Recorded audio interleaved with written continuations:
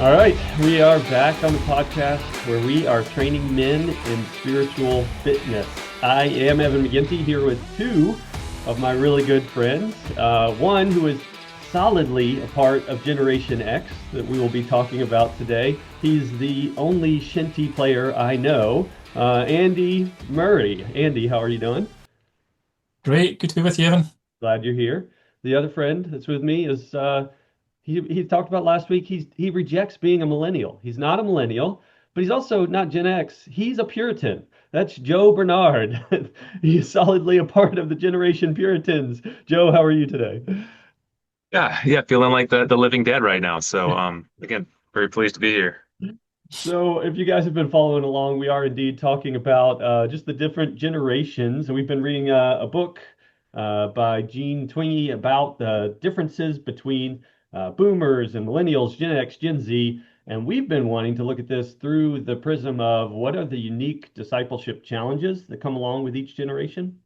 And also, what are the unique opportunities that may be there? So today we are indeed talking about Generation X, and let's actually, I'd like to start by throwing it to Andy to give us a sense of Gen X. Tell me, what is your favorite Gen X movie, Andy? Give us just the best of the best from your generation.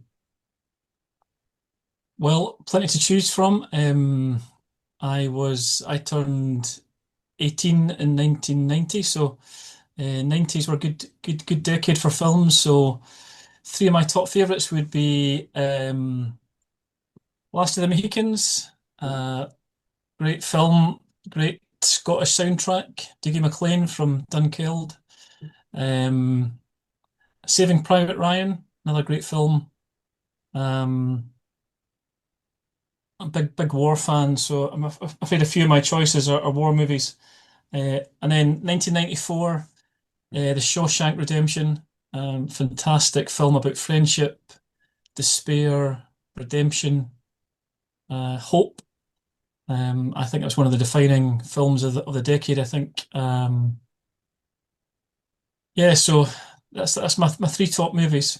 You guys are good. That Yeah. was a total different. I was thinking like Ferris Bueller's Day Off or Goonies was gonna be No, said. So Wait, no, um, too Goonies is my shallow for pick. me. Yeah. I need deep stuff. Joe is just so shallow. He was, yeah, thinking Ferris Bueller's Day Off is, that's the yeah, you need something with kids on their bicycle or stealing a car or something to Yeah. really epitomize the 80s. So that does epitomize that generation. Uh, so let me, before we kind of get into some of the unique challenges with this generation and how to define this generation and their traits, let's get a clearer picture of exactly who we're talking about. Gen X is people born between 1965 and 1979. So as you're listening to this, I want you to picture that guy or maybe group of guys who are mid 40s to 60 years old. So you can get a sense of that's Gen X. These guys, 45 to 60. And these are the guys that we'll see have a lot of, I think, unique traits and are in a unique stage of life as well. When you start thinking about 45 to 60, you're getting towards that retirement age. You're getting towards that age where your kids are starting to leave the house. You're maybe starting to marry off some kids. You're also starting to deal with aging parents, all kinds of things like that that have its own implications for life and discipleship. But let's first look at this through the prism of just some of the traits about Gen X that stood out to you guys as you read through this book and thought about some of the guys you know in Gen X. Joe, why don't you go first? What is it that stands out to you about Gen X and some of the unique characteristics? I think it's a striking contrast to the way we think of kids growing up right now. That if I look around where I live, and this is true in Scotland, we're in Louisiana, it was similar. The streets are empty. Like, where are the kids? Once they come home from school, you never see them. And so they're very isolated and they're hyper managed.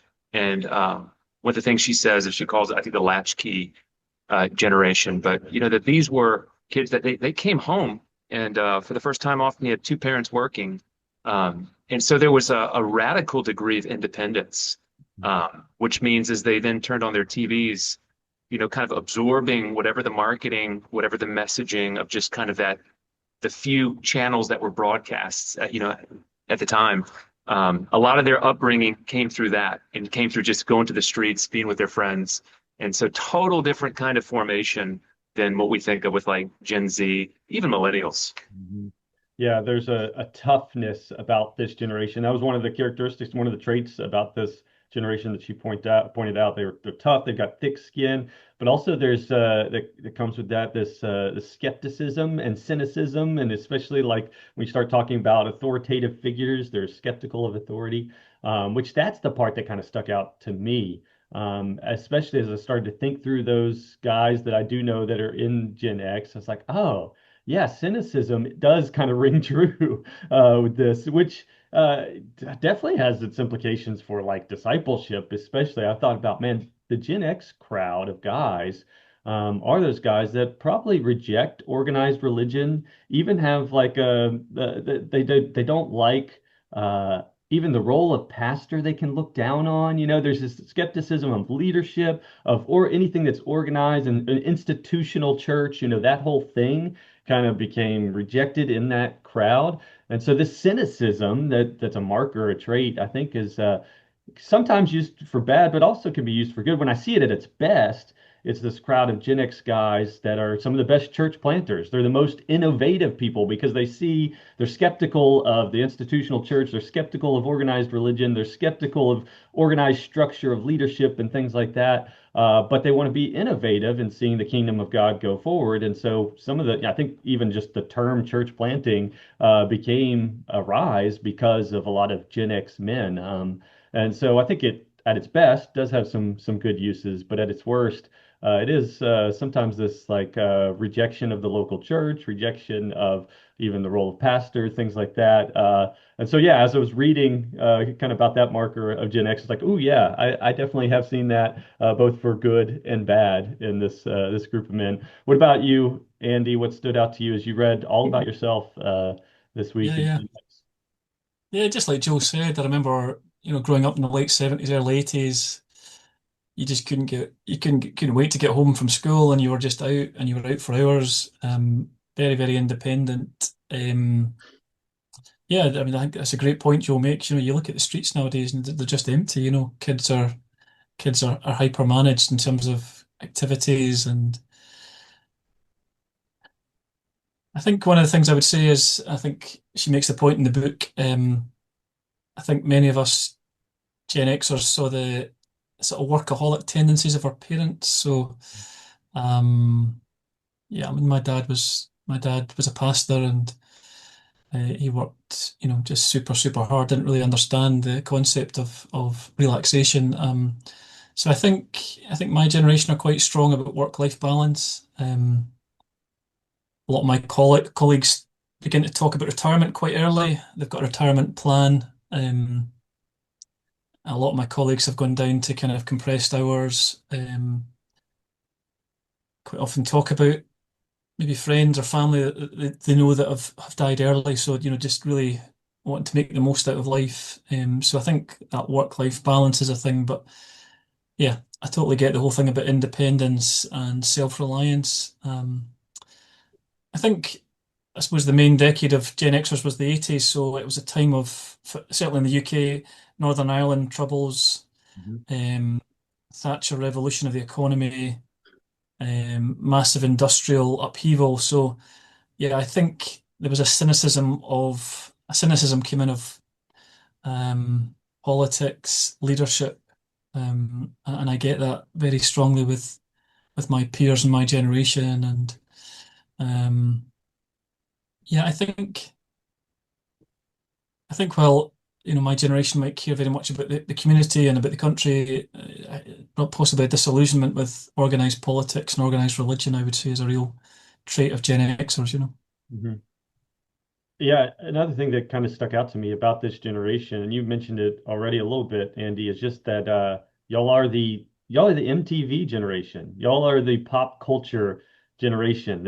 Y'all really got started. But there was kind of this mix of becoming the pop culture generation, the MTV generation, and as you mentioned, coming some of the turmoil even worldwide. And there was this weird way in which the two married with before we were recording, you were talking about U2 and the just the impact that they had even on your generation.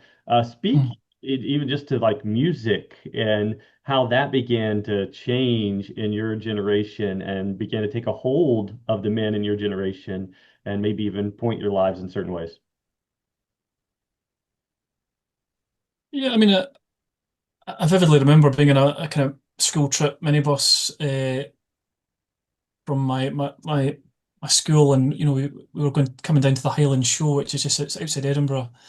Big trip for a rural school, and I remember the first time I heard U2's The Joshua Tree. It was my first kind of real introduction to that kind of music, and U2's music was very much about obviously U2 came out of Northern Ireland, so it was steeped in the Troubles. They had a very famous song about Sunday Bloody Sunday, and some of the other songs around the Troubles. But they also sang about the famine in Ethiopia, Nicaragua. There's a lot of political songs, and Mm. a lot of their songs were around change and the potential of redemption. Um, we might understand it in a very different way, but that was certainly the theme of a lot of their songs. But um, I mean, my generation, I still remember the introduction of in Britain we had three channels for years. I can't remember what the year was, but the introduction of Channel 4. So we had four channels. I still remember the introduction of that. And then Channel 5 was just unbelievable. You had five channels.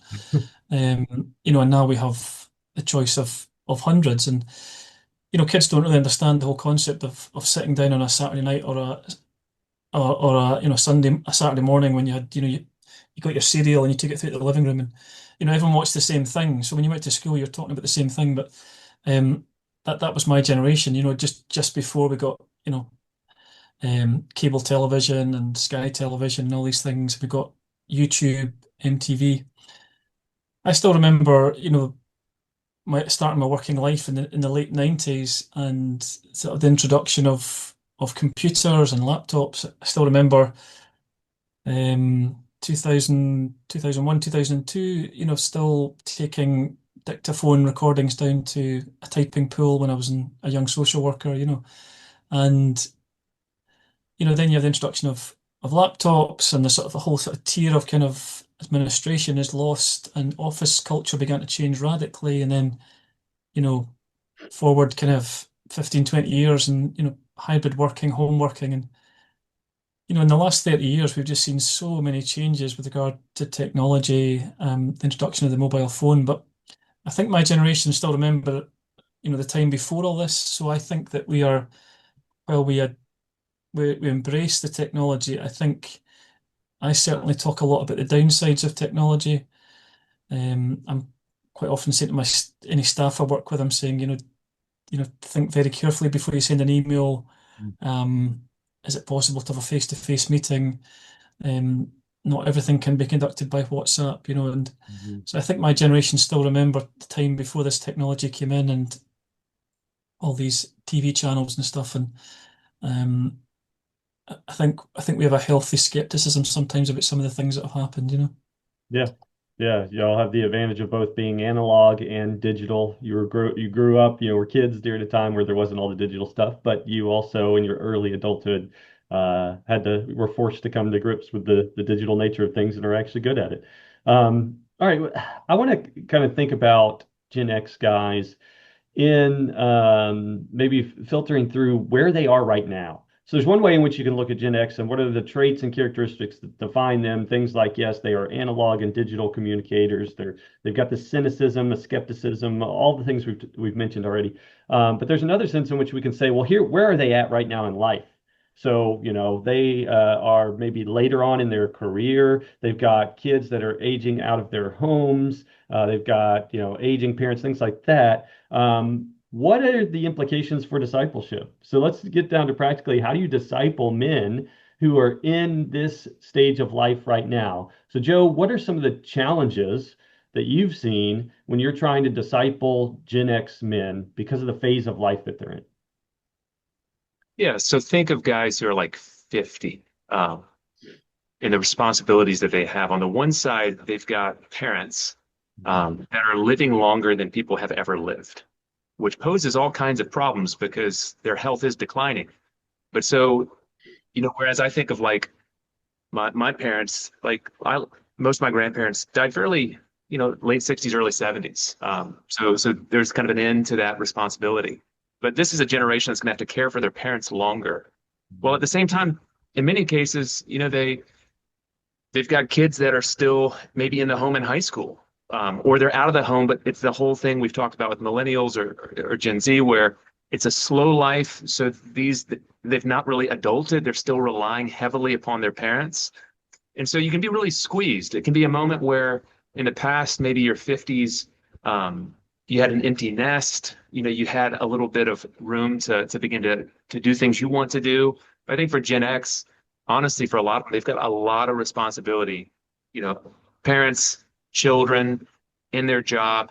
And so it can be a really stressful time. And so again, that kind of midlife crisis thing, that sort of pressure is only going to compound what has always been an issue at that critical transition in life. Yeah, Andy, when you look at your friends, your peers in this stage of life, you feel this weight yourself, perhaps. What are the biggest challenges to discipling some of the guys that are around your age? Yeah, just as Joe said, I lost my father 5 years ago. He was in his mid 80s. At the time, I was also supporting my sister who died from cancer. So, working and caring for a declining father was one of the most stressful periods of my life.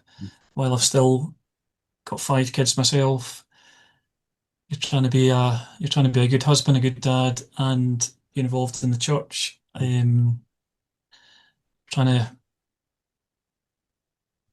Trying to play your part at work. It's a lot. I remember that phase of my life. It was a huge amount to deal with, and you really go into survival mode, I would say. I think my generation are all about coping, and you know, it's very hard to it's hard to reach out for help sometimes, but it's very, very intense when you have an elderly parent who's sick, maybe terminally ill. Um, I know a lot of my generation whose parents have maybe got Alzheimer's or just declining, but it could take many, many years, and Mhm. um, that's just really, really difficult when you've got you know kids that need your time as well. So um, yeah, I think as Joe said, when people are living longer, there's maybe a past generation got to their 50s and there was a bit of respite, and um, I think my generation, yeah, we're that kind of squeezed generation where we're still juggling quite a lot of things. Mhm.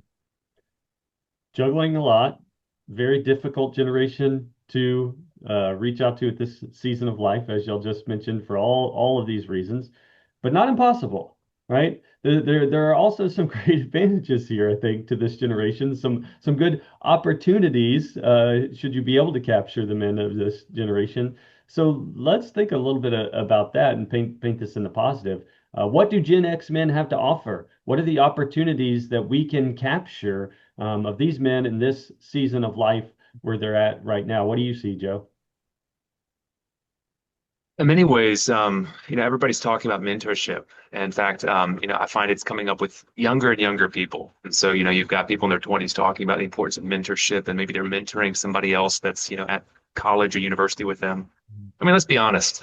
You can't mentor really until you've got experience, and by the time you're late 40s, 50, you finally have that. You've been through a lot, you're going through a lot. And so with men's discipleship, something that we're all real passionate about, you're always wanting to invest in younger guys. And not that you can't do that. I think you can disciple well, but really the mentorship component that can come into its own at that phase of life where you've been married a while, you've had kids, you've had some aches and pains yourself, your dreams have been frustrated, you've had disappointment and the rest of it. And so if guys will embrace that, they can begin as they have a bit of time. And some guys do get more time in that phase to begin to really help younger guys. Yeah, I agree. This is that time of life, this season of life where these men can begin to leverage their life experience, also their life skill. They're at their peak of their skill level in their job, their career, their just experience of the things they've done. They're some of the most skilled men around us, whether it be even just relationally at work. And so I think that this is the time to pass that on, help other younger men navigate through that, and to capitalize on this season of life of saying, hey, still got something in the tank to offer. I recognize I have this experience, but I also can still pass it on to someone else. So I think you're right there, Joe. What do you see, Andy, as kind of the opportunities? How do we need to capture this generation of men and help them push forward in discipling other men?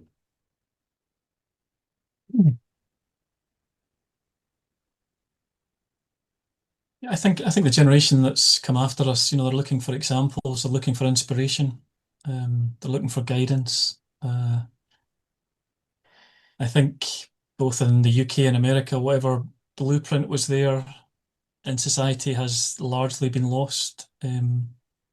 So I think a lot of young guys are looking to my generation to say, how do we do this? How do we parent? How do we keep going in our marriages well? Um, how do we how can we be disciplined, passionate, zealous followers of Christ?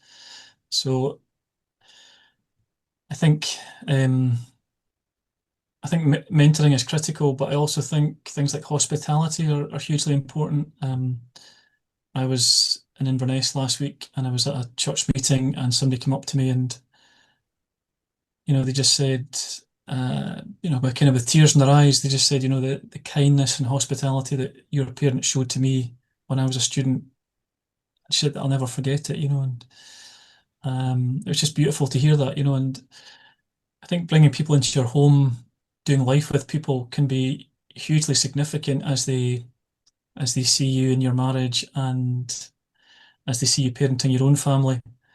Um, and just, doing stuff with guys. It doesn't need to be sitting in a coffee shop, talking face to face all the time. Going for a walk, doing stuff together, doing practical things together can be hugely important. I think the other thing I'd maybe just say is, some of my generation are also very stuck. We've lost our zeal. We're trying to get to the finish line without doing too much damage. And I also see that, and I think there's the opportunity to challenge. I think there's the opportunity to say, have you lost your zeal? Have you lost your convictions? Um, can you actually do more than you're doing at the moment? I do think there's a real risk that we get into a comfort zone. I can feel the pull of that in my 50s. Um, you just want to withdraw, you want to do less. And while not burning out and not collapsing, I think there's also the challenge to my generation, um, can you do more? Have you lost that zeal and lost that passion that you need to rediscover? Well, and I mean, a great example of someone who has fought through what I would call that midlife malaise. You got like a midlife crisis, but also you also just got this malaise where like your health is starting to fail in some ways when you get this age. Your relationships are starting to fail in some ways where you've got people that are maybe parents are dying or have passed. Even your kids, you're starting to release them. You got just this malaise of life. You're at the end of your career. You may lose this passion. I know a man who's fought through that and has kind of reignited zeal in his life as a Gen Xer, and that's Andy Murray. You I was just going to say I'd love to meet him. But I feel like the past month when I've talked to you and I ask you how you're doing and how things are going, you just keep saying things like, I feel like I am in my skill set zone. I feel like I'm in the zone of where I'm supposed to be. I'm at my most passionate and equipped and feeling like I'm ready to yeah, have something to offer here. So what brought you there? How did you get to this place where you really do I sense that you're ignited. You have been reignited here in your whatever, however old you are. You're a Gen Xer. I'm not going to ask your age, but but you're reignited, and you're one of these guys that we want to yeah, we want to see more men like that. So what happened? How did you get there? Yeah, I mean, I had my midlife crisis quite early, so I had a midlife crisis at 33. It's a big crisis at work. So, um, but yeah, last year, I found myself in a leadership program. A week away. Leadership programs and retreats are always dangerous. I found myself in the Lake District, and just a combination of teaching and stuff about leadership. I really just reevaluated where I was going. Some of the questions that were asked were just, what what do you feel are the gifts that God's given you? What are you truly passionate about? What do you feel you're really good at? What do other people say you're good at? And just a kind of combination of those questions really brought me to a place where I felt the Lord was saying to me to step out into something new. I've been working with a charity for almost 10 years. I loved the work. Um, but yeah, I really felt there was something new for me, a new season, and it was around, mentoring young guys, discipleship, which I've always been passionate about. So in January, I took that step. I left my previous role and set up a consultancy to do with leadership coaching, working with charities. And it's not been without its challenges. It's been a bit scary, but I feel that I feel like I'm using all the gifts that God has given me now, and I've had to trust and rely on Him hugely. Um, so it's been a great journey. It was a fantastic event last night around leadership, and a really exciting vision for you know growing up the next generation of leaders in Scotland. And yeah, I just feel so passionate about that. Leadership, values-driven leadership, Christian leadership is just so critical. Mhm. And I want to be a part of that in whatever way I can. So um, yeah, so it's been a great journey. Yeah, well, and I appreciate it and appreciate you sharing it. And I think you've been a great example of how to fight back against what is some of the skepticism and cynicism of your generation. I think a lot of men in your season of life, a lot of Gen X men, that cynicism that they had at the young age, that skepticism of authority and structure and things, you now find yourself at the stage where you are the authority at your workplace, at the job, you are at the top. And so either you have nothing to nowhere to point your cynicism, or you point it at yourself. And that's what happens to most men. And I have nothing else to offer. Life is ho hum. There is nothing here. And you've taken that and said, no, I believe in a God who can still work in and through me, and that there's still something left here to be offered. And I think that's where we got to break through into to these Gen X men, is saying, hey, there's still a lot left here, and that God still has a lot in store for you, and using your skill sets and your particular giftings. So yeah, it's exciting to me to see how God could continue to use men like you. Any other final thoughts from you guys as we close this out, and we'll move on to our next generation next week? Anything that you want to say to Gen X men in particular? Anything final? John, one thing that just comes to mind is, yeah, it's kind of cynicism as well. But rather than look at the young generation and say, we had it so differently, it was better. In many cases, these kids that have been raised on tablets and on phones, they are the children of Gen X. They are so we've not passed forward the wisdom we have. And Mhm. so not the cynicism, but where there's perspective Yeah. and where you can see things were different. Like the young generation, they've never lived in that world. And so not just to offer it was different, it was better, but to actually step in and help people navigate this confusing world. Because those that do remember it differently have a perspective that needs to be, shared with the younger generations. So not cynicism, wisdom. There we Use it for go. that. That's it. That's good. That's good. I think one of the gifts that was one of the verses that was very key for me last year was Proverbs 18:16. A man's gift makes room for him and brings him before great men. And really just helping men to dig into, what gifts has God given you? What talents has God given you? And how are you using them for his glory? You've parented for 25 years. You must have learned something, whether it's just the mistakes, and surely you could pass that on to other guys in your church. Just really encouraging people to pass on what they've learned in work, in church leadership, in parenting and marriage, and not just say I've been a disaster. I've made so many mistakes. Of course we've all made mistakes, but you've got a wealth of experience to pass on and wisdom, and I just think that whole thing about a man's gifts make room for him is just such a big thing. Mhm. Are we praying that the Lord would use the gifts that He's given us to His glory, even at this stage of life? That's great. Well, all right, guys, go and do it. Reject the cynicism, embrace the wisdom, embrace the God-given gifts, and go put it to use for His kingdom. And y'all join us next week. We're going to talk again about the next generation. I think what's up next? Boomers. So we'll talk boomers next here on the Cross Training Ministries podcast.